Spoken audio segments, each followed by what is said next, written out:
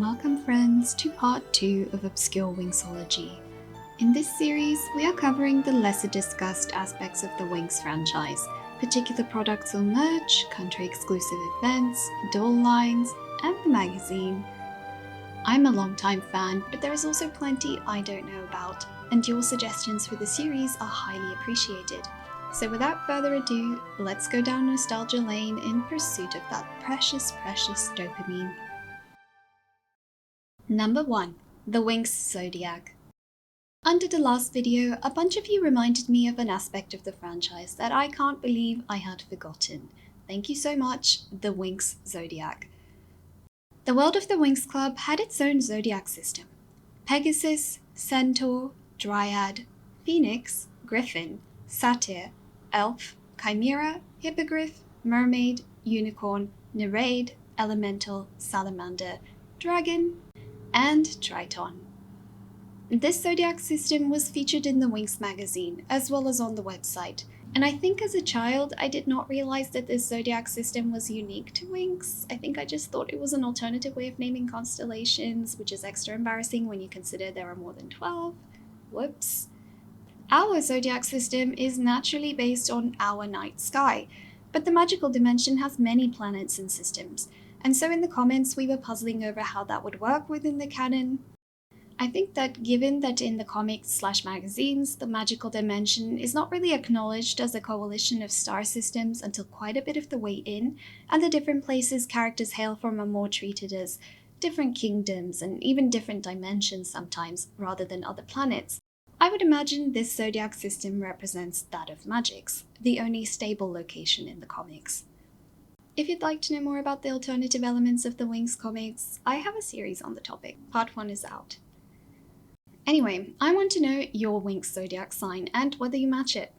Personally, I'm a Triton, which I remember confused me as a child because I'm a Sag in tropical, represented by the Centaur, and the Centaur was a different sign in this system. Tritons are apparently as follows. Your calm nature and understanding lead you to be a rather diplomatic person, even if this does not hide your strong and tenacious character.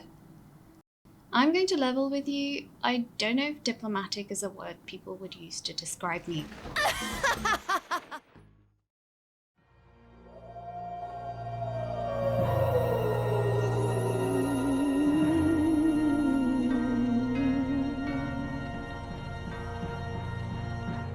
Number 2. Hallowinx era. Hallowinx, I think, presents as a really interesting little time capsule as a project.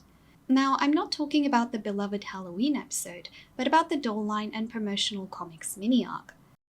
Hallowinx, in my mind, is always on the same tier as Winx on Ice, as a doll line that ties into an aspect of the franchise that wasn't as widely available.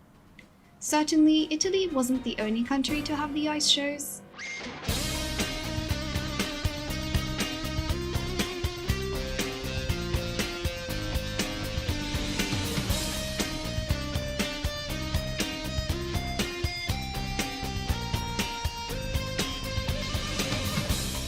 But overall, Winx on Ice was a pretty contained phenomenon in the context of the wider franchise, but still way more visible in terms of branding than Hallowinx.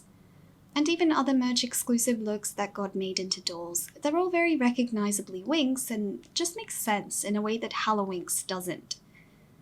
Hallowinx is from the first dry period, where we went for a while without actual show content. And so, in the middle of this weird formative period for the brand, it's kind of bizarre and frankly delightful to me that we got this, with nothing but 3 issues of the magazine to promote it properly. I personally have always wondered if Hallowinx might have been a response to the success of Monster High, although I'm not sure if I can really make the timelines work. We've talked about this before on this channel, where one toy line mimics the concept and aesthetics of another in order to parasitically profit off of its success, or more generously, remain competitive. In this case, just look at the aesthetics in the logo. And actually, the full name of this release is Hallowinx Monster Mission. Exactly the kind of thing that might confuse your grandmother when you tell her you'd like a Monster High doll for Christmas. I think probably there had been no real grounds to argue on a legal level about it, similar to other cases we've discussed before. It probably could be seen more as just jumping on a trend, but I think it's pretty obvious what part of the market they're making a grab for with this line. And again, the time constraints make me think this is why it was such a bizarre limited release, with no real promotional material relating to the show. Supposedly, there were webisodes, but I never remember seeing them. It's just also wonderfully off-brand for Winx. I love it. Skulls and everything. No one ever brings up the little goth fairy pets, by the way. Look at them. They're so cute. Bring them back. Oh, and also, these outfits returned for Season 8 of the comics, and actually look really cute in this art style. Number 3. Region-exclusive Winx merch. Under my last Obscure Winx history video, lots of people were telling me about exclusive Winx merch from their country, and I had a lot of fun scrolling through them, so I want to share some with you. I think some of my favorites were from Russian homeware company VTech, who apparently came out with a line of magical summer kitchen appliances.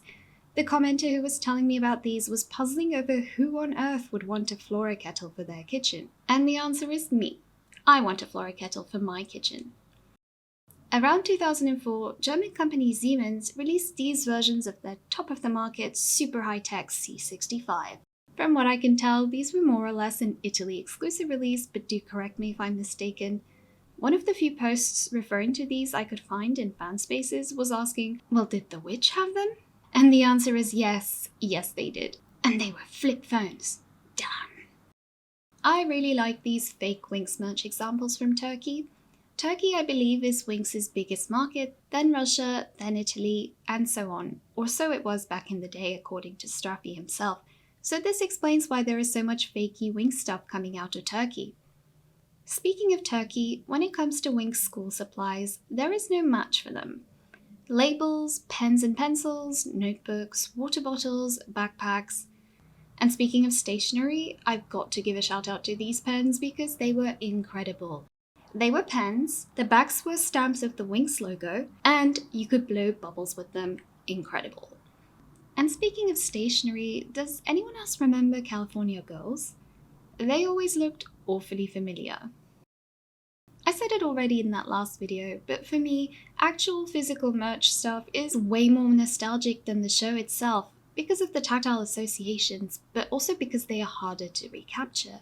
I've watched the show my whole life, but I will never be at the store picking out a Winx bag and looking through the stationery in preparation for my second year of primary school ever again. I always delight in looking at old Winx merch, so if you've got anything particularly special from your country you'd like to share, I'd love to see it. Number 4. La Bibliothèque Rose. Speaking of country-exclusive Winx merch, like all the hot girls, Winx had Bibliothèque Rose books. La Bibliothèque Rose, or the Pink Library, has been around since the 19th century, publishing books for girls, originals, translations, and the like. Since the early 2000s, it has been focused on novelizing popular girls franchises, often creating stories based on existing material, but in themselves, for the most part, new and exclusive to Francophone regions. The Winx books by the Pink Library follow the same model, with 1 or 2 episodes a book retelling the story of the first 5 seasons of the show in a linear fashion, although not every single episode was adapted. There were some minor alterations to the canon though, the most well-known one being, I think, the different manner in which Ophir/Naboo and Lila first meet. It's a little less stalkery. I am aware of other small differences, but it's hard for me to document them as I never had all of the books.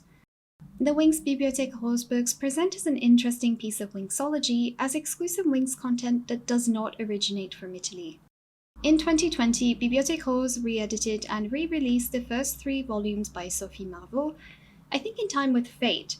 So earlier this year, when I was back home, I got to see Winx books in stores again, after years of not seeing them around. I didn't get them, but they were nice to see. If anyone has the entire series and is intimately familiar with its storyline, it would be interesting to document other divergences in the canon, if you can think of any. Number 5. Il Giornalino. The Winx comics are definitely under-discussed in the fandom, yes. But you know what is even less discussed? The non-Winx magazine Winx comics. Thank you to Luca Limentix for introducing me to the Il Giornalino Winx comics. Much like La Bibliothèque Rose, Il Giornalino has been around for a long time, dedicated to producing content for children. Conceived by a Catholic priest, the initial goal of the publication was to expand the means of communication by which the gospel was spread. But over its long existence, it began to publish translations of foreign children's properties, such as Astérix, Lucky Luke, or Scooby-Doo, as well as adaptations of classical literature and originals.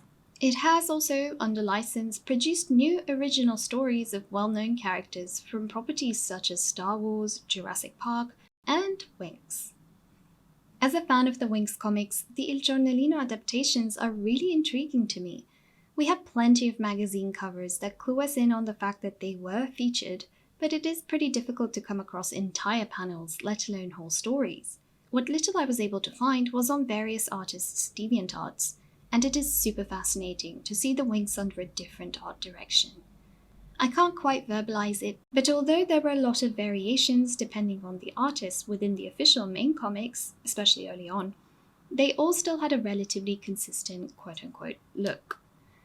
These, on the other hand, whether it is the distinctly different eye shapes or unusual non-standard outfits, or even the color palette, just don't fit in with that. I really wish I could get my hands on these and figure out what's going on, especially here. I really want to know if they had a continuum, where on the timeline they fit, and if they were in communication, so to speak, with the main comics, since some of the artists who worked on them, from what I can tell, also worked for Rainbow in official capacity.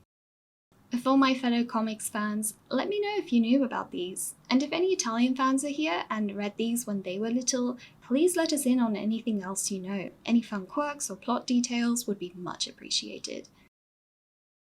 Number 6. The Winx Holiday Book. From sticker books to colouring books to quiz and fun books, there was a saturation of Winx activity books in the 00s. One of my favourites from childhood, though, is the Winx Holiday Book. The holiday book was essentially a journal to document your summer holidays, with different spreads prompting you to do different activities, record your summer playlists, collage pictures, tickets, receipts from your travels. It opened on a story of a slightly out-of-character Stella awaiting all her friends in preparation for a trip. One by one, her friends arrive, and Stella announces that she has 2 surprises in store, the first of which is their method of transport. And the second is a magical journal in which they can record all their innermost feelings during this holiday and capture its spirit forever. The reader is also invited onto this adventure, and off they go. I ended up buying this book towards the end of my summer holidays one year when I was about 10 years old, and had to fill much of it retrospectively instead of along the way like intended. But this means that at least I have a few empty spreads that I can show you. The first was a planning page for a night of stargazing with your friends. Then there were a couple of spreads to help you pack, some informational pages on how to protect yourself against the sun depending on your skin type, lots of spreads that encourage you to take different types of pictures. My favorites were these, encouraging you to make a gossip newspaper about yourself. The holiday book ended with the girls at the Dimensional Gate on their way back, sad that their holidays are over, but happy that they have this journal to guard their memories. They encourage the reader in the final spread to write out their hopes and wishes for the next holiday. Oh, and also there are postcards at the end of the book to send to your friends, so I can still send someone lucky a Winx-themed beach postcard to this day if the urge so strikes me. Did anyone else have the Winx holiday book? I want to know. And also, I know that this wasn't the only book in this shape and size. I know that there were a whole series of them, although I don't think all of them were journal-type books. I never had the others, so I'd love to hear your memories about them too. Number 7. Winx PC Games. Back in the Flash heydays, Winx had plenty of internet games spread across the web. Most of them were nothing special, even the ones on the website, matching games, makeup games, dressing games. But 3 do come to mind: Attack to Magix, World of Winx, and Do You Believe X? Attack to Magix was a Flash game, like the other 2, that was Season 2 adjacent, with multiple levels. You got to operate all 6 of the Winx with 2 spells each in their arsenal against an array of monsters, and then each level had a final boss, the final boss being Darkar. Each creature had a particular member of the Winx against whom they were seemingly weaker, as did each of the Winx vice versa.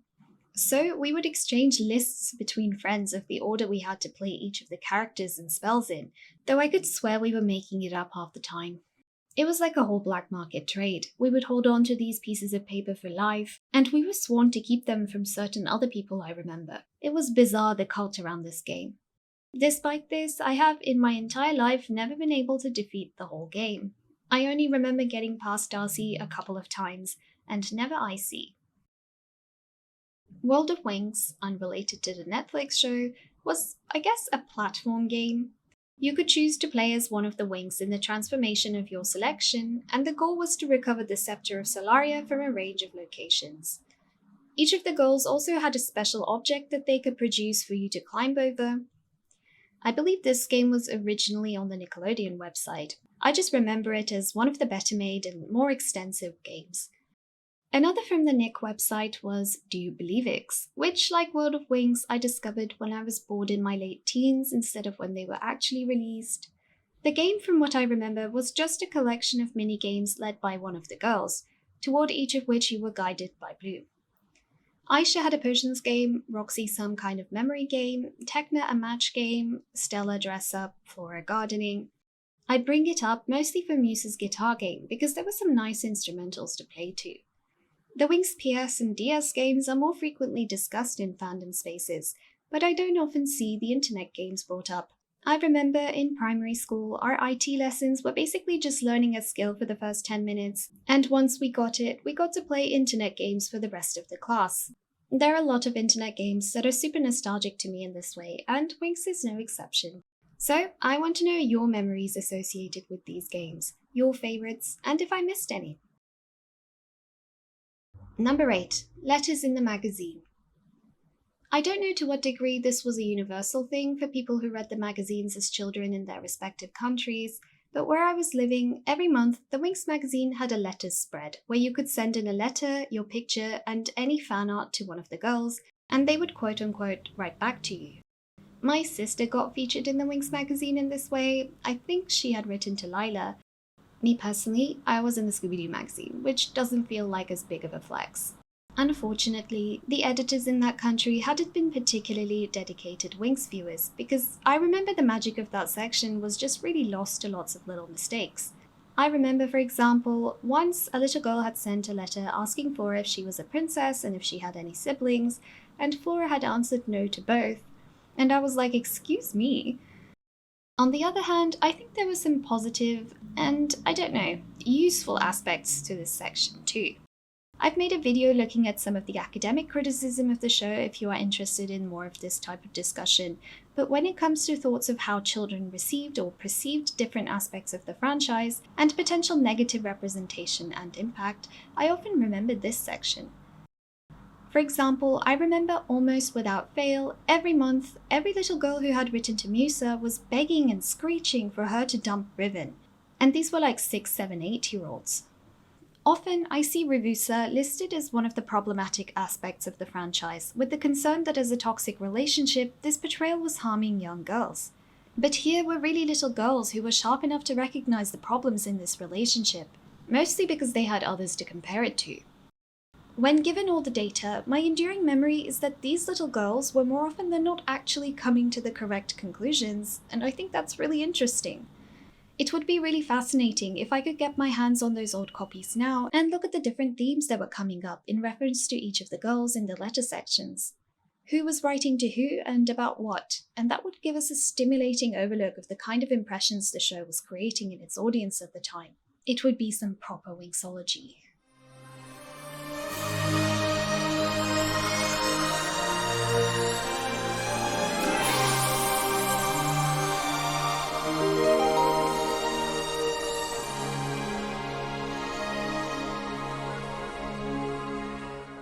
So that was 8 more under-discussed or obscure aspects of the Winx franchise. There is more on my list, I just felt like doing a shorter video this time. I hope you enjoyed. I really want to know how you relate to the things we discussed. If you had Monster Mission dolls or compared it at all to Monster High yourself back in the day, if you had the holiday book or any of the others, if you were ever featured in the Winx magazine. And as usual, do let me know if there's anything you can think of that is yet to be featured. obscure aspects you never see brought up, exclusive merch or content to your country, and anything else you'd like to see discussed, and I'll start putting together a part 3. If you enjoyed this type of content and you are yet to see part 1, it will be linked somewhere hereabouts. As usual, I do have a thing or two cooking up, so if you're interested, I hope you will stick around, and maybe I see you next time. Bye!